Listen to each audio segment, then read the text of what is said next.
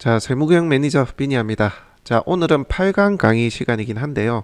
8강 강의에 앞서가지고 여러분들하고 얘기를 나눠볼 부분이 좀 있습니다. 어떤 거냐면 여기저기서 이제 들려오는 이야기들 중에 지금 시기는 경매를 할 시기가 아니다 라고 이야기하는 분들이 많이 계시죠.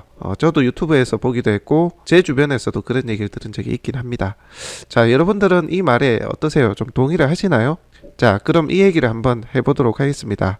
저희가 매주 법정을 가고요. 은행의 채권자들도 만나고 부동산 매매 거래 시장, 중개 시장에 있는 저희 입장에서 한번 말씀을 드려보도록 하겠습니다. 요즘 부동산 투자하기가 참 애매한 시기죠. 그건 맞습니다. 특히나 집값 추이를 중심으로 보자면 사실 관망을 해야 하는 시기로 좀 보여지기도 하니까요. 그죠? 자, 이유는 뭐 다들 알다시피 일단 금리 인상에 대한 매수 심리가 위축되어서 지금 매입을 해서 빠르게 재매가 가시는 분들은 사실상 출구 전략을 마련하기가 쉽지 않은 현실이기도 해요. 소위 말해 이제 부동산 단타 시장이 좀 어려운 시국이기도 하죠. 그죠? 또 고금리에 대출 규제도 이제 풀리지 않아 가지고 요즘 조금 풀리고 있습니다만은 자금 회전도 여전히 쉽지가 않은 상황이기도 합니다. 그리고 대출로 유동성을 가용을 하더라도 금리가 너무 높다 보니까 수익형 부동산의 경우에 이제 대출 이자로 이제 나가는 부분까지 수익률에 포함시켜 보면 실제 수익률에 포함시켜 가지고 수익률을 높일 수 있는 물건이 많지 않아 보이는 것도 사실이기도 해요. 그래서 수익형 부동산 투자도 좀 아리까리하죠, 사실. 그리고 현재 어려운 여건에 놓여 있는 이제 사람들도 많거든요. 이 코로나 시국이 이제 장기화되면서. 그래서 우량한 경매 물건이 내년쯤 많이 나올 것이다. 이렇게 예상하는 분들이 많죠. 자, 이런 것들을 종합해 보면 사실 부동산 시장에 대한 관망세에 있는 게 맞다라는 게 이제 힘이 실리기도 해요. 자, 그렇다면 여러분들은 경매를 지금 배우고 익히시는 입장에서 여러분들은 어떻게 하면 될까요? 관망하고 부동산 시장을 쳐다보지 말고 그냥 여러분들은 이제 공부만 해야 될까요? 자, 그것에 대해 정답을 말씀드리면 절대로 아닙니다. 자, 경매 시장에 대해서 좀 보수적으로 접근해야 하면은 정말 동의를 해요.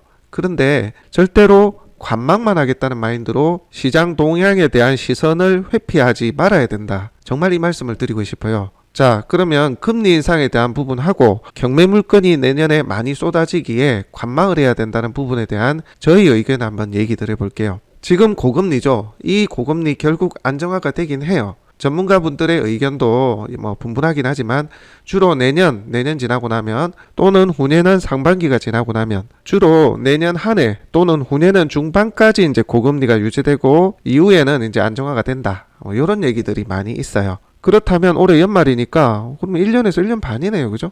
자, 그러면 금리 인하가 시점의 문제이지 고물가를 잡기 위해서 강력한 고금리 정책을 펼치고 있는 현실이 맞긴 합니다만 현재 이제 빗줄기를 피해가지고 장마가 그치면 지금 움츠리고 있는 많은 분들이 시장에 참여함으로써 경쟁이 지금보다 많이 치열해질 수도 있다는 그 사실을 많은 분들이 간과를 하고 있어요. 자, 저희는 매주 경매법정을 가거든요. 2주 전에는 정말 사람이 적었어요. 저희가 강의 때도 올려놨는데 근데 또 이번 주 월요일에는 경매법정에 가보니까 사람들이 꽤 많이 왔더라고요. 왜 그런지 아세요? 공고되는 물건 중에 괜찮은 물건이 있었던 거죠. 몇 개. 그러다 보니까 사람들이 꽤 많이 왔어요. 자, 금리가 높던 매수 심리가 위축이 되건 첫날 만날 부동산만 사면 큰일 난다. 큰일 나는 시기다라고 언론 유튜버들이 관련 내용을 계속 쏟아내고 있지만 결국 괜찮은 물건이 있으면요 여전히 사람들이 입찰을 하고 물건을 낙찰받아 간다는 사실이고요. 또 이 시기에도 계속해서 경매 물건은 공고가 되고 진행이 되고 낙찰을 받아가고 있는 그 사이클이 돌고 있다는 사실을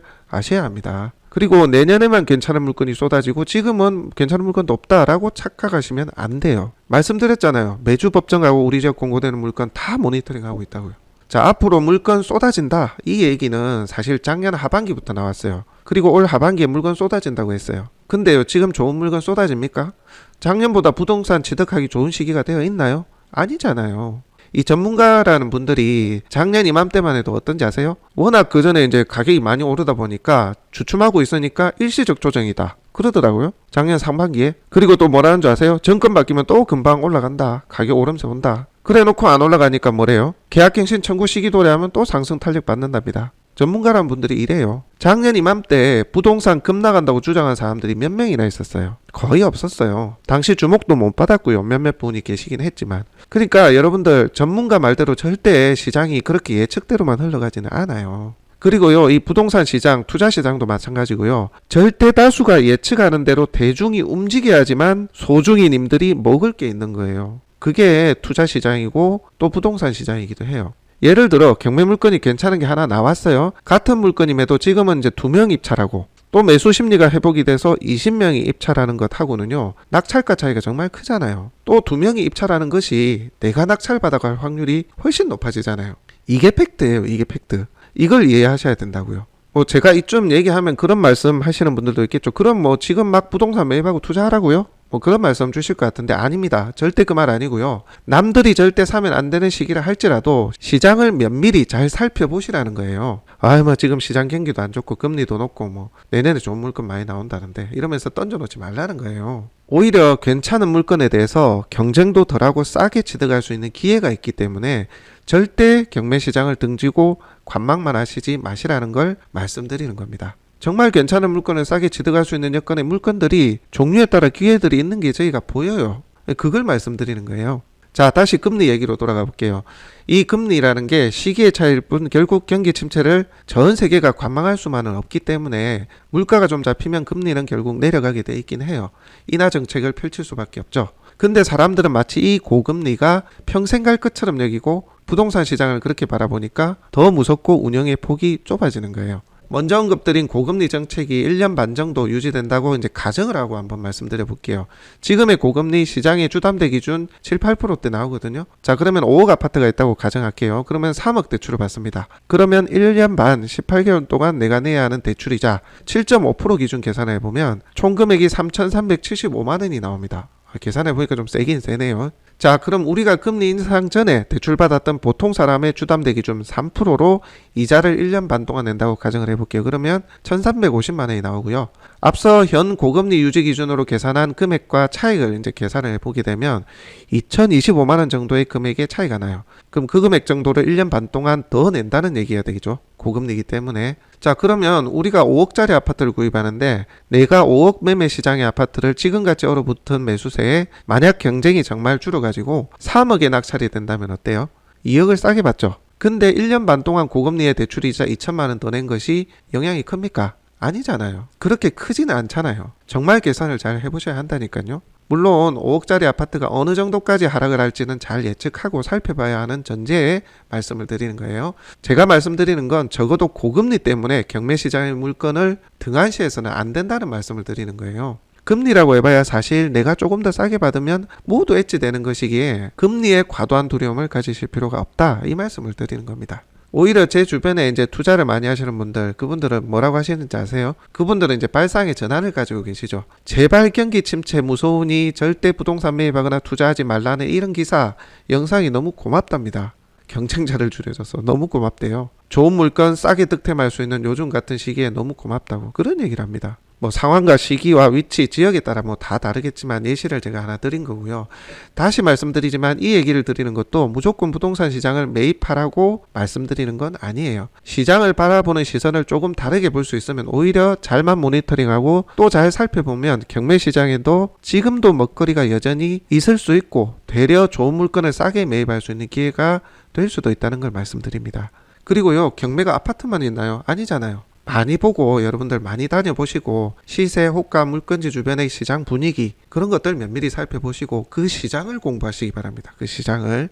이 장마가 끝이면요, 많은 사람들이 동시에 이제 경매 시장으로 나올 거예요. 그때 좋은 물건이 또 나온다 한들 또 그때는 지금의 경쟁 구도와는 완전히 또 다를 수 있다는 것도 간과를 하시면 안 돼요. 그리고 경매 물건이 내년에 쏟아진다고 하는데요, 사실 19년부터 거제 쪽은 경매 물건이 많아졌습니다. 17년 하반기부터 조선업이 무너졌거든요. 그때도 사람들이 20년 넘어가면 우리 지역에 경매 물건 정말 쏟아진다, 그런 말들 많이 했습니다. 정말 넘쳐나는 줄 알았어요. 근데 지금 어떤지 아세요? 대략 경기 침체가 오기 이전보다 한 1.5배가량 경매 물건이 공고가 됩니다. 양이 그 정도 늘었어요. 통영지원 같은 경우 경매계도 늘었거든요. 거의 2배 늘었는데, 그런데요, 경매 물건이 그렇게 많이 잡혀도 몇 배씩 경매 물건을 이제 진행하고 그 진행수를 늘릴 수가 없다는 거예요. 다 순차적으로 진행하는 거 아닙니까? 그죠? 쏟아진다고 해서 엄청 몇 배씩 나오지 않는다니까요. 자, 그리고 지금 이 얼어붙은 매수 심리와 금리 공포에 만약에 이제 경매 참여하는 인원이 10명이라고 지금 가정을 하면 내년에 후내년에 금리가 조금 안정세 접어들고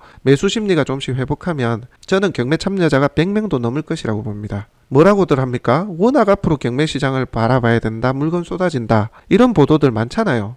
그래서 지금 경매교육시장도 화랑이에요. 그리고 저희 부동산 중개시장 쪽도 매수 신청 대리업, 대리입찰해주고 낙찰후의 과정 도와주는 업무 있죠. 그 업이 정말 많이 활성화되고 있고 다 준비를 많이 하고 있습니다. 그만큼 앞으로의 경매시장을 본다는 거거든요. 근데요, 내년에 정말 경매 물건이 쏟아진다 하더라도 지금보다 10배로 진행되지 않습니다. 기껏해야 2배, 그 정도로 진행이 돼요. 법원에서 소화할 수 있는 물량이 그렇게까지 많지 않다니까요.